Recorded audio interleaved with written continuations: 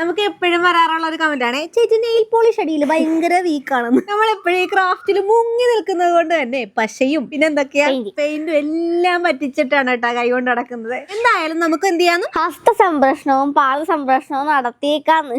സംരക്ഷണല്ല സംരക്ഷണം. ഓക്കെ, അതിനുവേണ്ടി നമ്മൾ മാറ്റി സാധനം നോക്കി. ഇത് ഒരെണ്ണം ഉണ്ടെങ്കിലേ പിന്നെ വേറൊരു ടൂളും വേണ്ട കേട്ടാ. 16 ടൂളുണ്ട് കേട്ടാ. പക്ഷെ ഇതിന്റെയൊക്കെ പേരൊന്നും ചോദിക്കരുത്, അറിയാൻ വരാം. ഒന്നല്ലെങ്കിൽ മറ്റൊന്നും നമുക്ക് എല്ലാത്തിനും ഉപയോഗിക്കാം. കൈയാണെങ്കിലും കാലാണെങ്കിലും കുറച്ച് ഷാമ്പൂവും ബേക്കിംഗ് സോഡയും ഇട്ട ചെറു ചൂടുവെള്ളത്തിലാണ് കേട്ടാ കുറച്ചു നേരം കുതിരാൻ വെക്കേണ്ടത്. ചൂട് കൂടിപ്പോയി.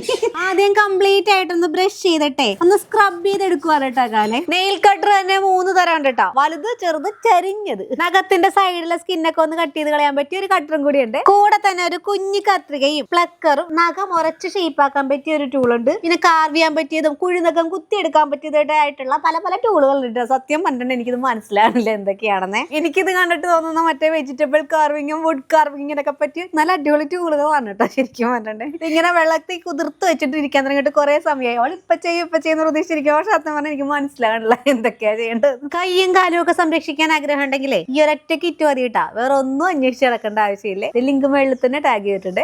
ഇതിന്റെ ക്യാമറയൊക്കെ മാറ്റി വെച്ചിട്ട് നീയാക്കുട്ടിയുടെ കാലും മേലുള്ള പണി തുടങ്ങട്ടെ, അല്ലെങ്കിൽ നീയാക്കുട്ടി ഇപ്പൊ വഴക്കാവും, കട്ടക്കലിപ്പിലാവും. അടുത്ത നമ്മുടെ ക്രാഫ്റ്റ് വീഡിയോയിൽ ഏതെങ്കിലും ഒന്നില്ല നമ്മുടെ ഈ ടൂൾസ് ഒക്കെ കണ്ടു കഴിഞ്ഞാൽ ആരും ഒന്നും പറയില്ല കേട്ടാ, കാരണം ഞാൻ അറിയാതെ എടുത്തു.